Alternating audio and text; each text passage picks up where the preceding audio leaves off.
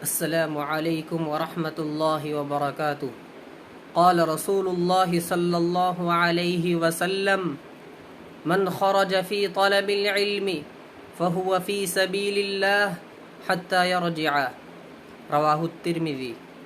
اللہ کے رسول صلی اللہ علیہ وسلم نے فرمایا کہ جو شخص علم حاصل کرنے کے لیے نکلتا ہے تو وہ اللہ کے راستے میں ہوتا ہے یہاں تک کہ وہ واپس آ جائے۔ اس کو ترمذی حدیث کی کتاب ترمذی نے روایت کیا ہے۔ یعنی اللہ کے رسول صلی اللہ علیہ وسلم نے علم حاصل کرنے والوں کے لیے اتنی بڑی خوشخبری دی ہے کہ جب تک وہ واپس نہ آ جائیں وہ اللہ کے راستے میں ہی رہتے ہیں۔